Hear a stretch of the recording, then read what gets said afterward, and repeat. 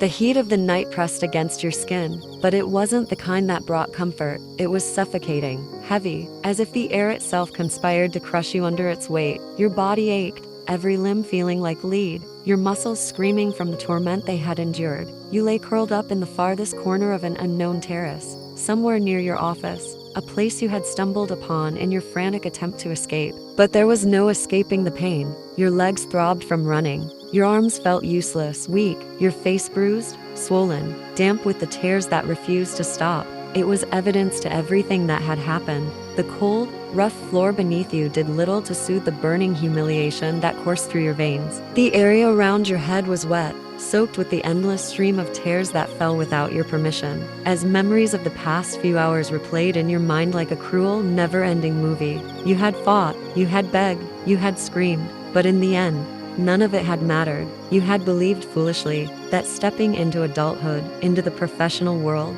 would finally free you from the torment you had endured for years. That you would no longer be the helpless, ridiculed girl who spent her days avoiding eye contact, flinching at whispers, and hiding from laughter that wasn't meant to be kind. But life wasn't fair, and fate had never been on your side, because out of all the companies, you ended up in his company. The same monster who had tormented you during your college years, the same man who had stolen your peace, your confidence, your ability to believe in kindness, the one who had made it his mission to break you, piece by piece, until you were nothing but a shell of the person you once were. And now, he had power over you again. His father owned the company, and that meant he owned you. It started small, extra work, late night shifts, impossible deadlines. It was nothing you couldn't handle.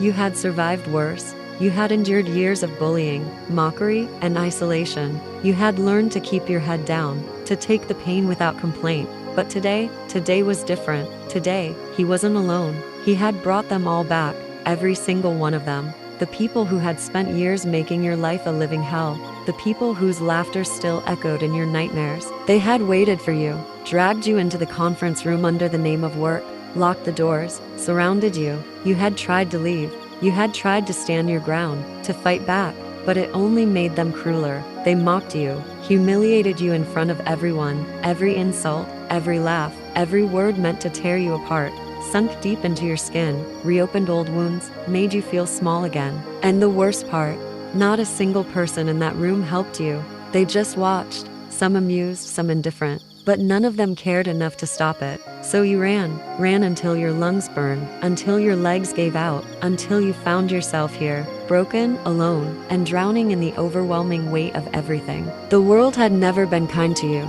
Not as a child, when you were ignored, pushed aside, treated like a burden by the very people who were supposed to love you. Not as a student, when your quiet nature made you the perfect target for bullies who thrived on cruelty.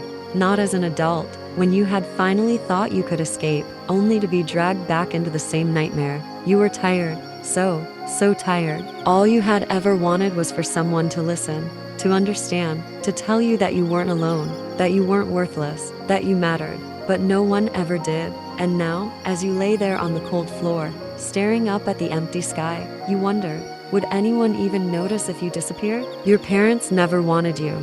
You were nothing but a drunken mistake to them, a burden, an accident they regretted. They never failed to remind you of it. Cold words, distant stares, the absence of warmth or love. You grew up knowing you were unwanted, unloved, and even now, as an adult, it hadn't changed. You had wanted to believe that life would get better, that one day, things would change, that if you survived long enough, your suffering would mean something.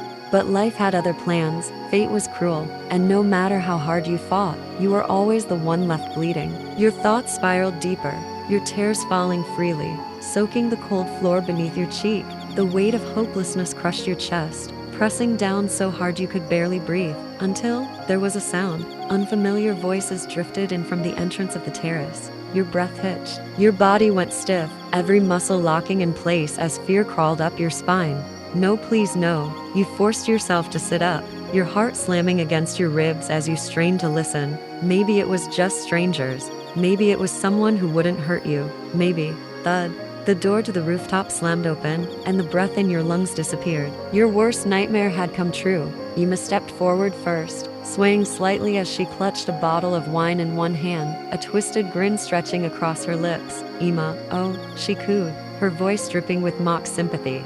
Look who's here, guys. Your blood ran cold. You scrambled to your feet, panic gripping you like a vice. You had to run. You had to. Then Serena's cruel laughter rang out, sending ice through your veins. Serena, ah, did the little rat think she could escape us? She taunted, stepping closer, her high heels clicking against the concrete. Your breath came in quick, shallow gasps. Tears blurred your vision as the figure you feared the most finally stepped into view. Josh, the man who had made your life a living hell. His sharp eyes locked onto yours, amusement flickering in them as he watched you tremble. Josh, running away was a bad idea. Sweetheart, he drawled, taking a slow step forward. Now you've just made things more fun for us. A choked sob bubbled up your throat. No, not again. Not this time. Your body moved before you could think, turning on instinct, ready to bolt. But you stopped. Your stomach dropped, because there was nowhere to go. Behind you was nothing but a short railing, and beyond that, the open city. Your lips parted as you stared at the view in front of you. The lights of the city twinkled in the distance, the river below reflecting their glow like shattered glass. The night air was crisp, cool against your burning skin, and suddenly, a thought entered your mind. If you took just a few more steps back, it would all end. And no more running, no more suffering, no more fear. Your heartbeat thundered in your ears as your fingers curled around the cold metal bar behind you. Their footsteps grew louder. They were getting closer. Your breathing turned shallow, uneven. You could feel your knees weakening, your entire body trembling. And then, you climbed onto the railing. Your fingers tightened around the metal, your tears falling harder now. For the first time in your life, you felt weightless. And as you stood there, the wind brushing against your skin, you realized you weren't afraid anymore. All three of them froze, their mocking laughter vanishing in an instant as they saw you climbing onto the railing. The wind howled around you, your fragile frame swaying slightly as your fingers gripped the cold metal. The city lights flickered behind you, but all you could see was the rushing river below, dark and endless, calling you. Your breaths were uneven, your chest tightening as if the very air around you was suffocating. The pain that had been crushing you for years felt heavier than ever, pressing against your soul, making every thought unbearable. This was it. This was where it all ended. Josh's eyes widened in horror, his once arrogant demeanor replaced by sheer panic. His voice came out sharp and urgent, a tone you had never heard from him before. Josh, hey, what the hell are you doing? Get down, Yin, get down right now. But you didn't react. His words barely reached you. Your mind was drowning in exhaustion, in the weight of all the torment you had endured. For so long you had tried. You had survived the bullying, the abuse, the loneliness, the betrayals. You had held on, hoping that one day, things would get better. That one day, someone would truly see you, understand you, love you. But no one ever did. No one ever came. And now, you were too tired to wait any longer. Josh took a hesitant step forward, his hands raised as if he could somehow pull you back from the edge. Josh, Yin, please, I am sorry. We're sorry. Just come down, okay? Please, don't do this. His voice cracked, filled with something that almost sounded like fear. Behind him, Serena and Ima stood frozen, their eyes wide with shock, their hands covering their mouths. They had never expected this. They had always seen you as weak, as someone they could break over and over again without consequences. But now, standing there, watching you so close to the edge, they realized too late just how far they had pushed you. You took another step back, the cold metal pressing against your calves, the wind whispering against your skin. Behind you, the river flowed freely, untouched by the cruelty of the world. It looked peaceful. That's all I ever wanted. Peace. Your tears fell silently, your lips trembling as you inhaled a shaky breath. This was the only escape, the only way to end the suffering, the only way to stop feeling so painfully alone. Josh's voice broke through the air again, more desperate this time. Josh, Yin, please just step down. We can talk. I'm begging, Yin, please. You don't have to do this. His face was pale, his usual cocky smirk long gone, replaced with genuine terror. He took another step forward. But you had already made your choice. Your fingers slowly loosened from the railing, your heart beating one last, painful time before you let go. The sound of Serena's scream shattered the night. Josh lunged forward, his arms reaching out, but it was too late. The cold air rushed past you as you fell, the world blurring into nothing. The last thing you heard before the silence consumed you was the distant, panicked cries of the people who had destroyed you. But none of it mattered anymore, because finally, you were free.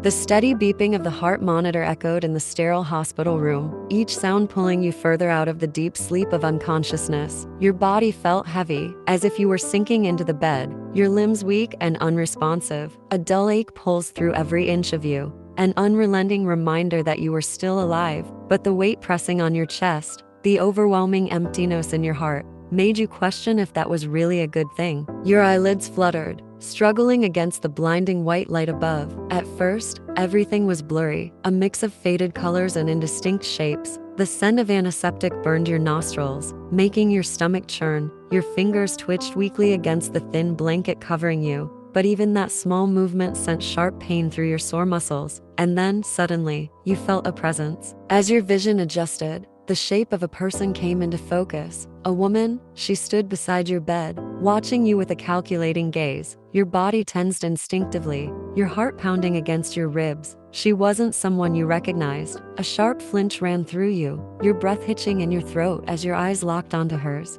You're awake. The voice was calm, but there was something firm about it. It wasn't a soft, gentle coo of comfort. It was matter of fact. Like she had been waiting for this moment and was now confirming what she already knew. She nodded slightly, more to herself than to you, before moving around the room, her hands occupied with medical supplies. The rustling of her uniform, the faint clinking of metal against glass, filled the silence, but you remained frozen, paralyzed under her gaze. You felt like a deer caught in headlights, like if you moved, something bad would happen. You didn't speak, you didn't even blink. The nurse let out a small sigh, shaking her head as she gathered a few things on the tray beside your bed. You shouldn't have done that, young girl. Her voice was level, but there was a touch of disappointment laced within it. Taking your own life isn't the answer. You should have spoken up, told someone. There were people who could have helped you. Her words barely registered in your hazy mind. The sound of her voice seemed distant, muffled, as if you were hearing it through water. She continued, oblivious to the way your body remained rigid, unmoving. But look at what happened now. She shook her head again, clicking her tongue. The ones who did this to you, they've been arrested. It took time, but the truth finally came out. They confessed. Justice is being served. But she motioned towards you. Look at you. Look where this has left you. Her words were heavy, but you didn't react. You just stared at her, your lips slightly parted, but no words came out. You've been unconscious for a week now. A week? The revelation barely stirred anything inside you. Time felt meaningless. A week, a month, a year, it didn't matter. Nothing mattered. The nurse sighed again, running a hand through her hair before softening her voice slightly. I'm going to call the doctor in a few minutes, all right? But first, you need to take these. She picked up a small paper cup filled with pills, along with a glass of water, and walked towards you with slow, cautious steps. But as soon as she brought the medicine close, something inside you snapped violently. A sharp, unfamiliar smell filled your senses, triggering something deep inside your chest. It was suffocating, burning wrong. Your body tensed, every nerve firing in protest. Your eyes darted to the pills, then back to the nurse, a sudden, irrational fear gripping you. And then, in one swift motion, you slapped the cup out of her hands. The small paper cup flew from her grasp, sending the pills scattering across the floor. The water splashed onto the tiles, a sharp contrast to the silence that followed. The nurse's eyes widened, her mouth slightly open in shock. Hey, she took a startled step back, her brows furrowing. But you weren't looking at her anymore. Your breathing was shallow, erratic, your lower lip trembled, caught between your teeth as you bit down hard. Your hands, now clenched into fists, gripped the thin hospital blanket as if it was the only thing keeping you grounded. Your chest tightened, the weight unbearable. Tears welled up in your eyes, but they didn't fall. Your vision blurred, your mind fogged with something unexplainable, a deep, uncontrollable fear that had no name. You didn't understand why you reacted this way. You didn't know why the mere sight of those pills sent shivers down your spine, why your hands trembled, why your heart pounded so violently, but you just knew that you didn't want it. You couldn't take it. The nurse stood frozen, observing your trembling form with growing concern. The way you were looking at her, like she was a threat, like she was trying to harm you, made her heart sink. And then, without another word, she turned and hurried out of the room. Your breath came in shaky gasps, your nails digging into the blanket as you tried to steady yourself. The moment the nurse disappeared from sight, a deep panic settled into your chest. The steady beeping of the heart monitor echoed against the stark white walls, each sound pulling you deeper into the state of panic. Your chest rose and fell rapidly. And then, the fear hit. You didn't know where you were. You didn't know who you were. Your breath caught in your throat as panic set in, twisting inside your chest. The air felt thick, suffocating, the walls pressing in on you from all sides. You felt like you were drowning, trapped. With trembling arms, you pushed yourself up, the weight of your body unbearable. Every muscle ached as if you had been beaten and left to rot. But you ignored the pain, forcing your feet onto the cold tiles. The second you stood, a wave of dizziness crashed over you, making the room spin. Nothing made sense. Your mind was a complete blank, a terrifying emptiness stretching into nothingness. Why were you here? What had happened to you?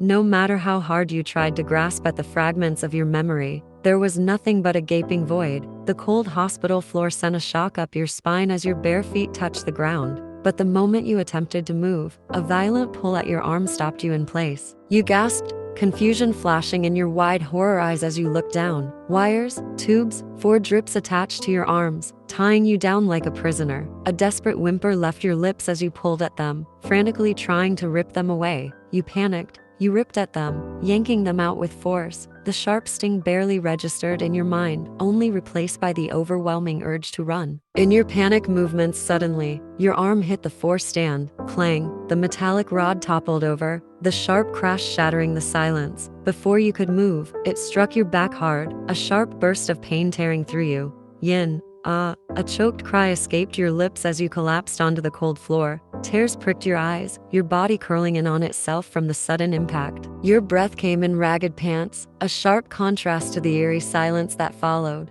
Then, the door burst open. Dr. Min stepped in, his sharp eyes scanning the room before they landed on your fragile, trembling form on the ground. His heart dropped at the sight. The 4 stand toppled over, the tubes ripped out, blood dripping from your arm. The nurse behind him gasped. "Help her up," Dr. Min ordered, his voice calm but firm. The nurse immediately stepped forward, but before she could touch you, you flinched violently, scrambling backward on the floor. Your wild, terrified eyes darted around the room, looking for a way out, searching for something familiar, someone to save you, but all you saw were strangers. "Yin, stay away," your voice cracked, thick with fear. Dr. Min raised his hands in a gentle, non-threatening manner. "Hey dear, it's okay, you're safe, no one is going to hurt you." But his words didn't reach you. Your body shook uncontrollably, the panic inside you reaching its peak. Your heart pounded against your ribs, a deafening drum inside your chest. Your lungs burned, struggling to pull in air.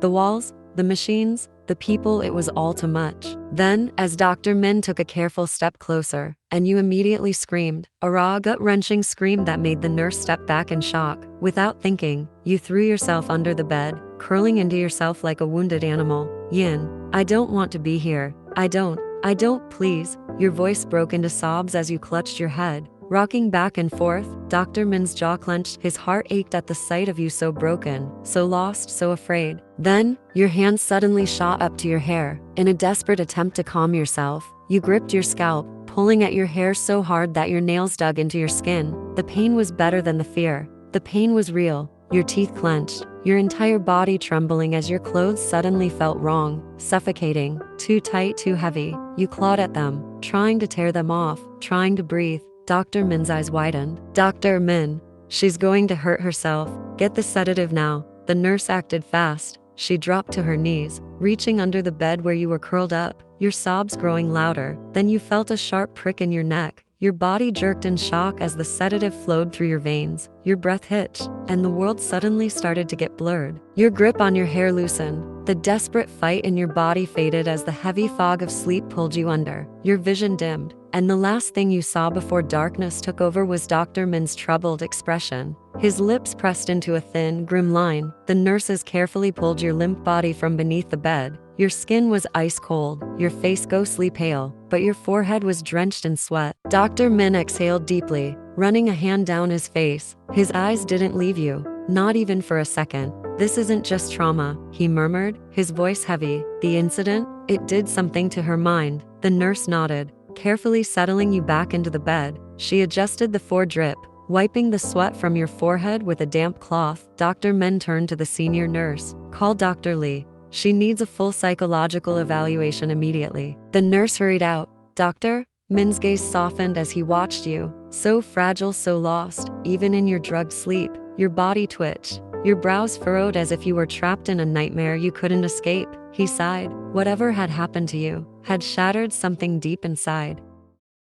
The room was dim, bathed in a cold, pale light that flickered slightly, casting eerie shadows on the walls. The air was heavy, thick with a strange scent, sanitizer, metal, and something faintly medicinal. It was silent except for the soft hum of the air conditioning. The faint sound of knocking echoed through the walls, slow at first, but gradually growing louder. You stirred slightly, your body aching from exhaustion, but the sound carried on. Another knock, then another, louder, sharper, more insistent. Your eyes fluttered open, your vision hazy, as the sound dragged you out of your restless slumber. For a brief moment, you stared at the ceiling, blinking at the unfamiliar sight, before your mind caught up. This wasn't the same room. A shiver ran down your spine. Your gaze suddenly flickered to the source of the sound, a small reinforced window on the door, and behind it, a figure, a man, peeking inside. His face was half-shadowed, his features distorted by the dirty glass, but his eyes, dark, wide, and unblinking, stared straight at you. Your breath hitched, then suddenly he banged. The knock turned into a forceful thud. Bang, bang, bang. It didn't stop. It wouldn't stop. Your heart pounded, the rapid rhythm echoing in your ears. You tried to sit up, but your limbs felt weak, your muscles trembling from disuse. A deep, unsettling fear curled in your gut, twisting painfully. And then he spoke. His voice was muffled through the door, low but insistent, a single word, repeated over and over. Open, open, open, open. Your pulse skyrocketed. Your hands flew to your ears, pressing against them desperately. No, no, no. Someone make it stop. But it didn't. The pounding grew harsher, the voice more frantic, the entire room vibrating with the sound. Your breath came in ragged gasps, your chest heaving as your hands trembled. A strange buzzing filled your skull, a pressure building behind your eyes, and then suddenly something inside you snapped. A choked, frustrated groan ripped from your throat as you shoved yourself off the bed. Your legs buckled under your weight, sending you stumbling, but you caught yourself just in time. Your bloodshot eyes darted around the room. Panic clouded your thoughts, your only instinct screaming, fight, get out, make it stop. Your trembling fingers grasped the closest object, a pillow. Without hesitation, you hurled it at the door. It landed there with a thud, but it barely made a sound. Your breath hitched, the knocking didn't stop, the voice didn't stop. Blindly, you reached for anything within your grasp. The bedside lamp. Crash, the glass shattered on impact, shards scattering across the floor like tiny stars. The forced stand, your hands gripped it desperately, yanking it from the ground. The attached tube tearing from your arm with a sharp sting. Blood trickled down your wrist, staining the white hospital gown. Your chest heaved, each breath ragged and desperate. Your vision blurred, your ears rang. Yin, go away, go away, go away. The scream tore from your throat, raw and full of terror. Then suddenly, something changed. A strange, cold sensation brushed against your skin. Your body tensed, your breath hitched. Slowly, your gaze lowered, and then you saw it. Water,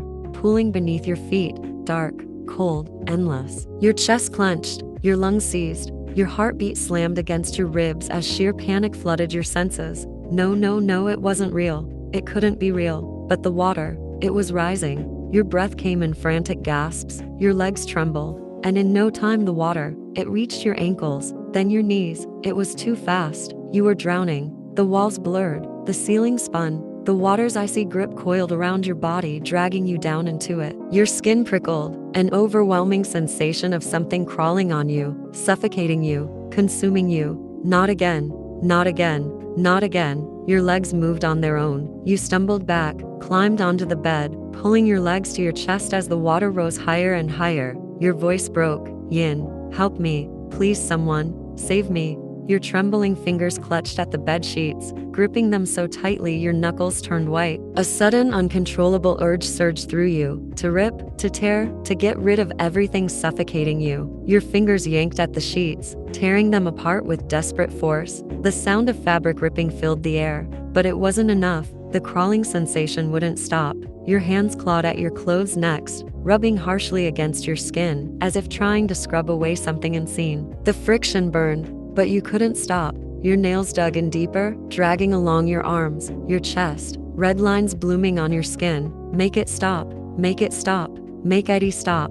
A choked sob tore from your throat as fresh blood trickled from the scratches. Your body trembled violently, your breaths coming in shallow gasps, and then the door burst open. Dr. Lee stepped inside cautiously, his gaze immediately taking in the scene before him. The room was a disaster: shattered glass, overturned furniture, the sheets torn apart in reckless abandon. The air was thick with tension, heavy with the echoes of your previous screams. His eyes found you, curled up on the bed, your arms wrapped tightly around yourself. Your body trembled, your hands rubbing aggressively against your clothes, nails digging into your skin as if trying to rid yourself of something unseen. He inhaled slowly, carefully keeping his tone soft. Dr. Lee, hey, calm down. I'm sorry about that. The man outside, he's a patient from the neighboring ward. He wasn't supposed to be here. I'll make sure this doesn't happen again, all right? He watched you closely, waiting for any sign that you had heard him. But your actions didn't stop. You didn't even acknowledge his presence. Your eyes were distant, lost in something far beyond this room. Dr. Lee's brows furrowed as he observed you.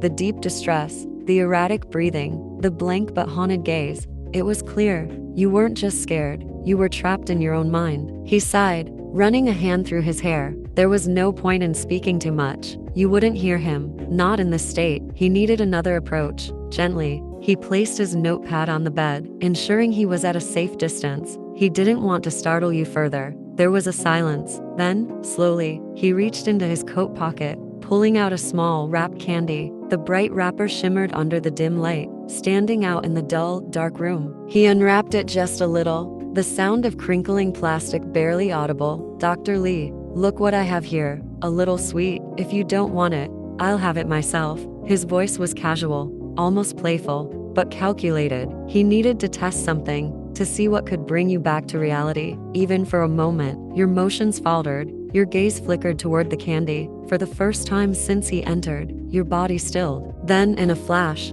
you snatched it from his hand. You clutched it tightly, tilting your head as you stared at it. Unblinking, Dr. Lee exhaled, barely letting his relief show. Dr. Lee, go on, open it. You didn't respond. You just stared. Seconds passed, then minutes. Dr. Lee didn't rush you. He simply sat there, waiting. Dr. Lee, I know it's hard, but we'll figure this out. One step at a time, Still, you didn't answer. You didn't even look at him. But he stayed, watching, studying, waiting. Because in his experience, silence often spoke louder than words. Dr. Lee shifted slightly, careful not to startle you. His voice remained soft, steady, devoid of any force or urgency. Dr. Lee, can you tell me your name? You didn't react. Your fingers still clutched the candy, but you made no move to open it. Dr. Lee waited. Then, after a few moments, he tried again. Dr. Lee, I just want to help. I promise. Still nothing. Not a blink, not a twitch. Not even a flicker of acknowledgement. He let out a slow, measured sigh, his gaze flickering to your trembling hands. The way your fingers twitched slightly, the subtle tension in your shoulders. You were still on edge. He tried a different approach. Dr. Lee, do you remember how you got here? Still, nothing. Your breathing was shallow, your grip on the candy unwavering. Dr. Lee studied you carefully. You weren't just ignoring him. This was something else. You were shutting down, dissociating, lost in a space where his voice couldn't reach you. Dr. Lee leaned back slightly, giving you space. Dr. Lee, that's all right, he murmured, almost to himself, but still continued asking some or the other thing, patiently waiting if you would somehow respond to any one of them. The hallway was eerily quiet, the dim lights buzzing faintly. Just outside your room, two nurses stood near the door, their arms crossed, their expressions unreadable. The older nurse, a woman with tired eyes and a sharp tongue, let out an annoyed sigh, her gaze flicking toward the closed door. Nurse 1, great, just what we needed, another unstable one. The younger nurse, her features softer, but her gaze calculating, glanced inside, through the small window. She watched Dr. Lee sitting inside with you, waiting, talking. A slow smirk tugged at her lips. Nurse 2, she's young. The other nurse scoffed. Nurse 1, and that just means more work for us. More screaming, more crying, more messes to clean up. Nurse 2 tilted her head slightly, amusement flickering in her eyes. Nurse 2, not necessarily. Nurse 1 narrowed her eyes. Nurse 1, what do you mean? The younger nurse leaned in slightly, lowering her voice. Nurse 2, think about it. Most of the patients here are old, or men. This one, she's different. Nurse 1 frowned, and Nurse 2 smirked. Nurse 2, she's alone. No family, no visitors, no one to check in on her. She crossed her arms, her gaze darkening. She crossed her arms, her gaze darkening. Nurse 2, that means we can handle her however we see fit. Nurse 1 let out a dry chuckle, shaking her head. Nurse 1, you're saying we break her in. Her lips curled. Nurse 2, not break, just train. She tilted her head slightly, her tone dripping with false sweetness. Nurse 2, if she learns to handle herself, we don't have to lift a damn finger. And if she doesn't? Her smile widened. Nurse 2, then she'll learn the hard way. Nurse 1 stared at her for a moment before letting out a low chuckle. Nurse 1, I like the way you think. The two exchanged knowing glances before turning back toward the door, their expressions far from any sympathy. Inside that room, you had no idea what awaited you. The room was suffocating, a dull gray space with cold walls, barely furnished, barely welcoming. The dim light above flickered every few seconds, casting uneven shadows around the room. It was the kind of place that drained the life out of you without you even realizing it. Lying on the stiff, unfamiliar bed, you stared blankly at the ceiling, your fingers gripping the edge of the thin, fresh bedsheet. The candy was gone, so as the doctor, the only thing that had offered you a momentary distraction. Now, all that remained was the bitter taste of isolation. The silence in the room wasn't peaceful. It was loud, oppressive, wrapping around you like invisible chains. You wanted to move, to leave, to breathe something other than this artificial air. But the moment you had tried to step outside, the nurses' sharp voices had cut through your resolve. Stay inside. You're not allowed to leave until dinner. You had frozen in place, staring at them, waiting for some kind of explanation. But they didn't care to give one. They didn't even look at you properly. Just another patient to control. Just another problem to contain. Your throat felt tight, your hands curling into weak fists against the sheets. Was this it? Was this your life now? Trapped inside these four walls, controlled by people who didn't care if you were hurting, only that you didn't make their job harder. A cold shiver crawled down your spine at the thought. Your heart pounded, frustration twisting inside you like a coiled spring ready to snap. But there was nothing you could do, nothing except lie there and let your thoughts consume you. The minutes dragged on, slow and tortuous. Your mind was a tangled mess of scattered memories, whispers of things you couldn't fully grasp. Why were you here? What had led to this? Everything felt like a puzzle with missing pieces, and no matter how hard you tried to put it together, the image never made sense. Your eyelids felt heavy, exhaustion wrapping around your limbs like a weight you couldn't shake off. The ceiling blurred, the flickering light becoming distant. Slowly, your body surrendered to sleep, though your mind never truly found rest. The room smelled of expensive cologne and fresh laundry. It was quiet, peaceful, a sharp contrast to the chaos he dealt with every day. Jungkook rolled his shoulders, a deep sigh escaping his lips as he shrugged off his hospital coat, tossing it carelessly onto a chair. His muscles ached from hours of work, endless rounds, back-to-back appointments, the weight of responsibility pressing heavily on his back. Unbuttoning his shirt, he let it slide off his toned arms, the cool air hitting his skin as he stretched, rolling his neck to ease the tension. His body was well built, sculpted from years of discipline, but exhaustion still clung to him like an old friend. He needed a shower, something to wash away the fatigue of the day, but just as he reached for the towel, his phone buzzed. He sighed, glancing at the screen. Dad. Pressing his lips together, he picked up the call, his voice calm yet indifferent. Jungkook. Yes, Dad. There was a pause, a quiet breath before his father spoke. Jungkook, I need a favor.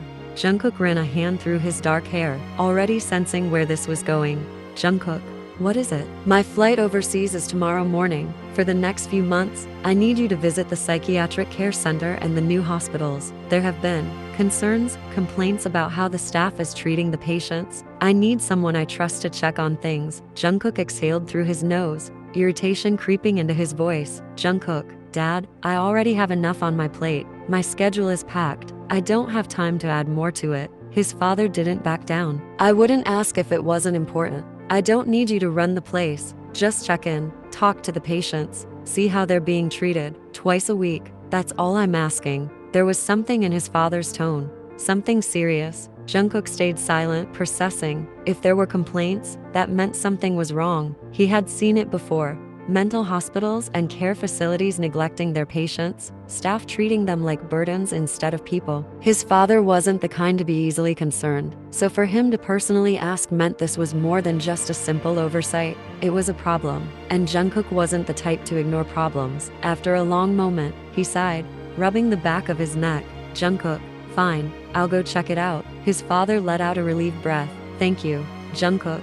I knew I could count on you. The call ended with a soft beep, leaving Jungkook staring at the phone in his hand. His father had built those facilities, had poured everything into them. Now, it was up to him to make sure they were running as they should. Tomorrow, he would go. Tomorrow, he would see for himself what was happening behind those walls.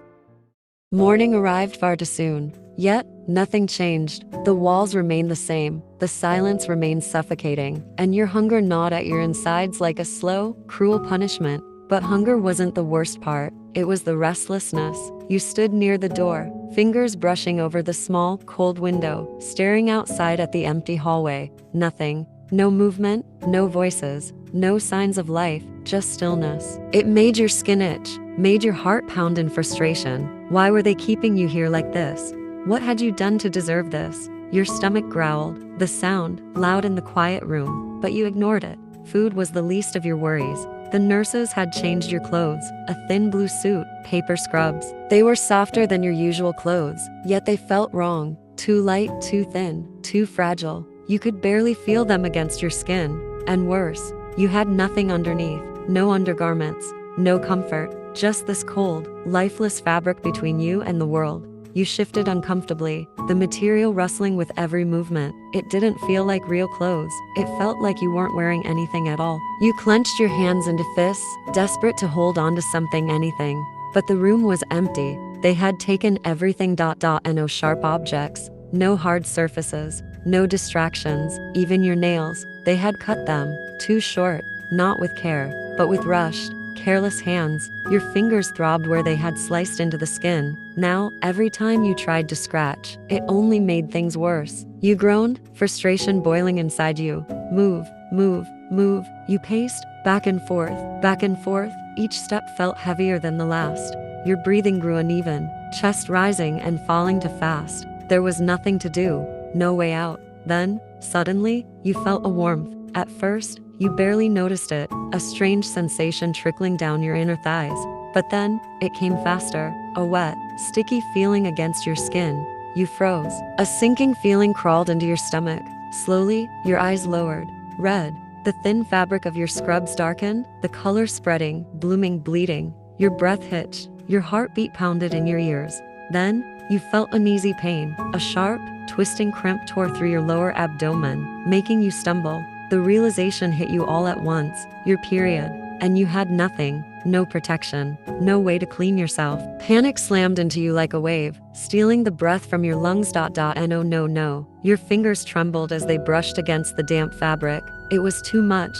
The blood was already seeping through, staining the blue of your scrubs, visible, messy, shameful. A choked sob escaped your lips. You needed help. Stumbling toward the door, you raised a shaky fist and slammed it against the cold surface. Bang, bang, bang. Yin, help, please, someone. You heard nothing.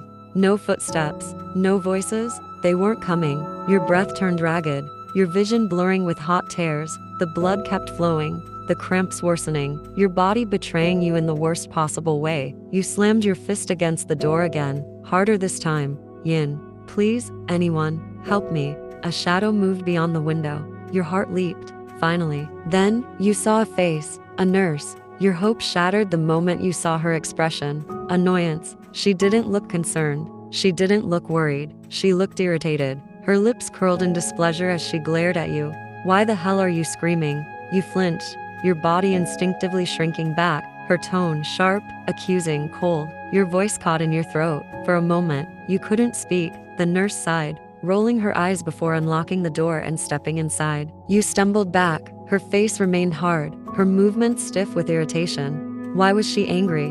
What had you done? But then, her gaze dropped. She clearly saw the blood, the way it trickled down your legs, soaking through the thin fabric. Her lips curled in disgust. Then, she sighed, not in concern, but frustration. For sake, she muttered, shaking her head. She crossed her arms, eyes flicking back up to yours. I'm not cleaning that up.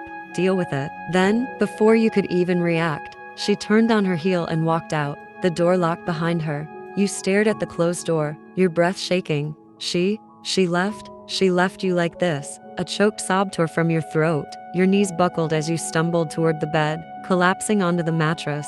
Why? Why were they treating you like this?